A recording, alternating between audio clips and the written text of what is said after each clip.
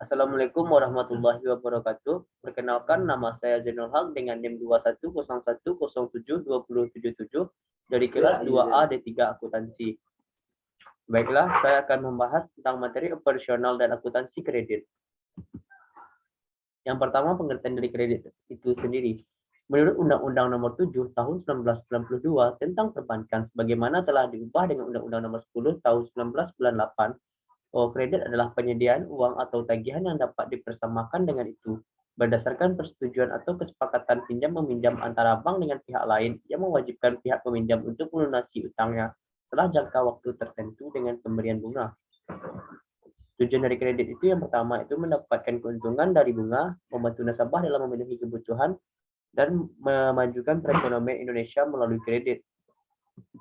Fungsi kredit itu meningkatkan daya guna uang, yang mana apabila uang bertambah digunakan oleh masyarakat, karena itu tidak hanya menyediakan layanan simpanan, layanan pinjaman diluncurkan agar uang tetap produktif dan menghasilkan keuntungan bagi bank. Meningkatkan peredaran uang itu untuk mengadakan barang atau jasa satu bisnis. Jika bisnis telah memiliki produknya, mereka bisa melakukan transaksi dagang bersama konsumennya. Alhasil peredaran uang suatu wilayah bertambah berkat pemanfaatan kredit tersebut. Yang ketiga, memotivasi kemajuan usaha. Yang keempat, meningkatkan daya guna barang produksi. Yang kelima, meningkatkan stabilitas ekonomi. Yang keenam, merevolusi pola pikir masyarakat Indonesia. Unsur-unsur dari kredit: adanya badan atau orang yang memiliki uang, barang atau jasa yang bersedia untuk meminjam kepada pihak lain, orang atau barang demikian lazim disebut kreditur. Yang kedua, adanya pihak yang membutuhkan atau meminjam uang, barang atau jasa. Pihak ini lazim disebut dengan debitur. Adanya kepercayaan dari kreditur terhadap debitur, adanya janji dan kesanggupan membayar dari debitur kepada kreditur. Yang kelima, adanya perbedaan waktu, yaitu perbedaan antara saat penyerahan uang, barang atau jasa oleh kreditur dengan pada saat pembayaran kembali dari debitur. Adanya risiko, yaitu sebagai akibat dari adanya perbedaan waktu seperti di atas, di mana masa yang akan datang merupakan satu yang melepasi, maka kredit itu pada dasarnya mengandung risiko, termasuk penurunan nilai uang karena inflasi dan sebagainya. Yang ketujuh, adanya bunga yang harus dibayar oleh debitur kepada kreditur walaupun ada kredit yang tidak berbunga. Jenis-jenis kredit. Pertama itu kredit investasi, yang mana jenis kredit ini yang satu ini banyak digunakan oleh perusahaan untuk mengembangkan, memperluas atau membangun proyek tertentu. Uang yang akan digunakan dalam upaya memperbagus sebuah usaha ini biasanya mendapatkannya lebih banyak masa pemakaiannya cukup lama, sehingga perusahaan ini seringkali mencoba terlebih dahulu sebelum membayarnya. Selanjutnya itu kredit usaha rakyat atau KUR, yang mana kredit ini suatu program dari pemerintah dalam membantu usaha mikro kecil menengah atau UMKM dalam mendapatkan pembiayaan atau modal usaha. Selanjutnya itu kredit perumahan, yang mana dalam kredit perumahan ini sesuai dengan namanya, kredit ini dikeluarkan untuk mempermudah masyarakat yang ingin membeli suatu properti seperti ruko, rumah, dan lain-lain, tentu dengan jaminan berbentuk objek yang dibiayai. Selanjutnya kartu kredit. Kartu kredit itu fasilitas pinjam-meminjam tanpa guna yang diberikan pada perorangan, diterbitkan oleh bank tertentu. Selanjutnya itu kredit kendaraan. Kredit ini jika seorang membutuhkan uang untuk membeli sebuah modal transportasi seperti mobil atau motor, kendaraan yang dimiliki tersebut akan menjadi jaminan hingga kredit ini lunas dibayar nantinya. Kalau prinsip selanjutnya itu prinsip pemberian kredit. Karakter, yang mana karakter yang dimaksudnya adalah sifat atau watak calon debitur tersebut. Yang kedua itu kapasiti atau kapasitas keuangan seorang tersebut. Bank melihat kemampuan calon debitur dalam mengembalikan kredit yang dikaitkan dengan kemampuan mereka dalam mengelola bisnis dan mendapatkan laba. Selanjutnya itu kapital atau modal. Kapital atau modal yaitu prinsip dari bank tersebut melihat cakupan modal yang dimiliki oleh calon debitur dalam menjalankan usahanya. Selanjutnya kondisi, yang mana kondisi ini melihat keadaan stabilan finansial dari calon debitur tersebut.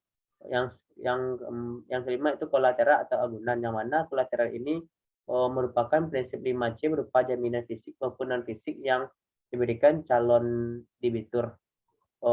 Yang keenam itu constraint, yang mana itu hambatan, berupa batasan dan hambatan yang menyebabkan suatu bisnis tidak dapat dilaksanakan karena kondisi tertentu seperti contohnya saja tempat, iklim, masyarakat, dan lain-lain.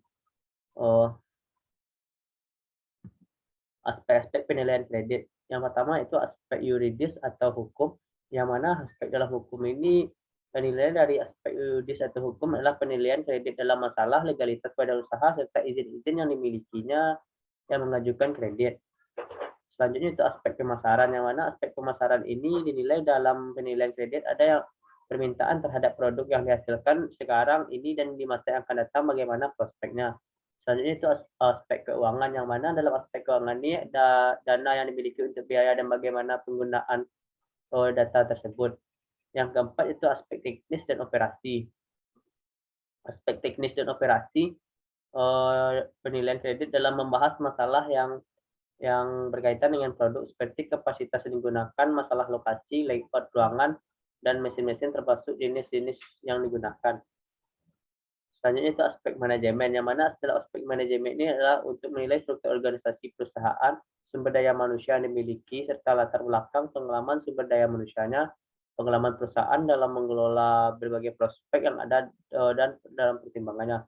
Selanjutnya itu aspek manajemen, yang mana selanjutnya itu aspek sosial dan ekonomi. Aspek sosial dan ekonomi ini menganalisa dampaknya terhadap perekonomian masyarakat seperti umum. Contohnya peningkatan ekspor barang, mengurangi peningkatan pendapatan masyarakat, tersedianya sarana dan prasarana. Selanjutnya itu aspek AMDAL. Itu aspek AMDAL ini adalah menyangkut analisis terhadap lingkungan baik darat, udara, maupun laut. Jika proyek usahanya itu dijalankan, analisis ini dilakukan secara mendalam. Apabila kredit tersebut telah disalurkan, maka proyek yang akan dibiayai akan mengalami masalah lingkungan di sekitarnya atau pencemaran yang terjadi antara lain terhadap tanah atau tanah tersebut menjadi gersang, air menjadi limbah berbau busuk, berubah warna atau rasa. Kalau udara menyebabkan polusi seperti berdebu, bising, dan panas. Selanjutnya itu prosedur pemberian kredit. Pertama itu nasabah mengajukan permohonan kredit lengkap dengan dokumen-dokumen pendukung seperti perizinan, laporan keuangan, dan data identitas akta perusahaan, data penjualan, dan agunan lainnya. Selanjutnya itu permohonan tersebut diproses setelah data-data yang diperlukan lengkap. Proses dimulai dengan meminta data informasi debitur secara online ke Bank Indonesia. Yang ketiga, melakukan analisis atau penilaian kekayaan kredit 5C oleh petugas analisis kredit berdasarkan data yang diperoleh dan hasil kunjungan ke lokasi serta wawancara. Apabila usaha dinilai layak oleh analisis kredit setelah dilakukan analisis, maka appraisal kredit akan diajukan untuk disetujui oleh pimpinan cabang atau pemimpin divisi atau direksi. Apabila telah disetujui, maka diberikan surat pemberitahuan persetujuan kredit SP2K kepada nasabah mencantumkan syarat-syarat dan ketentuan yang harus dipenuhi oleh nasabah. Selanjutnya itu ada realisasi kredit, peningkatan agunan kredit, dan pencairan kredit. Setelah itu ada pencairan kredit dilakukan, maka BPD Sumbar akan melakukan monitoring terhadap kredit yang telah diberikan tersebut. Penyebab kredit macet ini dan penyelesaian kredit macet, yang pertama itu ada penyebab. Penyebabnya pasti perencanaan keuangan yang kurang baik oleh debitur, hutang untuk kebutuhan konsumtif. Kalau penyelesaian itu ada penjadwalan kembali atau rescheduling, yang mana kondisi di mana kreditur memberikan perpanjangan tenor kepada debitur. Selanjutnya itu persyaratan kembali atau restructuring, yang mana kondisi di mana kreditur dapat merubah jadwal pembayaran jangka waktu serta persyaratannya dengan syarat tidak merubah maksimum plafon kreditnya. Yang ketiga itu penataan kembali atau reconditioning, yang mana kreditur memberikan relaksasi kredit dengan cara mengubah tunggakan menjadi pokok kredit terbaru hingga penjadwalan dan persyaratan kembali. Baiklah, hanya sekian yang dapat saya sampaikan. Saya sudahi. Assalamualaikum warahmatullahi wabarakatuh.